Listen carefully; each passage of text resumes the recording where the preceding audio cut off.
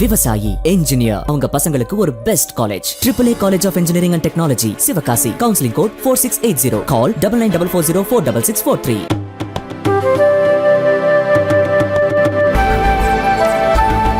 உத்தரப்பிரதேசத்தை மாஃபியாக்கள் இல்லாத மாநிலமாக அறிவிக்க ஜூன் 4ஆம் தேதிக்கு பிறகு காலக்கெடு நிர்ணயிக்கப்படும் என்று அம்மாநில முதல்வர் யோகி ஆதித்யநாத் எச்சரித்துள்ளார்.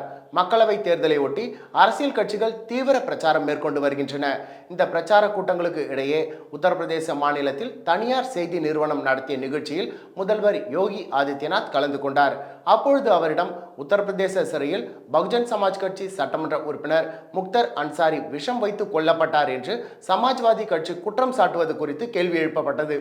அதற்கு பதிலளித்த யோகி, முக்தர் அன்சாரி எப்படி இருந்தாலும் ஒரு நாள் சாகத்தான் வேண்டும். நூற்றுக்கணக்கான மக்களை கொலை செய்த ஒருவர் எப்படி தப்பிக்க முடியும்? மாஃபியா போல செயல்பட்ட முக்தர் அன்சாரியை காப்பாற்ற காங்கிரஸ் கட்சி முயற்சி செய்தது.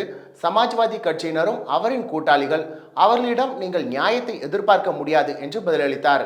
மேலும் ராமபக்தரான உத்தரப்பிரதேச முன்னாள் முதல்வர் கல்யாண் சிங் மறைவிற்கு வராத காங்கிரஸ் மற்றும் சமாஜ்வாதி கட்சியினர் முக்தர் அன்சாரியின் மறைவிற்கு சென்று முதலை கண்ணீர் வடித்தனர் என்று யோகி ஆதித்யநாத் விமர்சித்துள்ளார். தொடர்ந்து இதுபோன்ற அடாவடிகளை இனியும் நாடு பொறுத்து கொள்ளாது என்று கூறிய அவர், உத்தரப்பிரதேசத்தை மாஃபியாக்கள் இல்லாத மாநிலமாக அறிவிக்க ஜூன் 4ஆம் தேதிக்கு பிறகு காலக்கெடு நிர்ணயிக்கப்படும் என்று தெரிவித்துள்ளார்.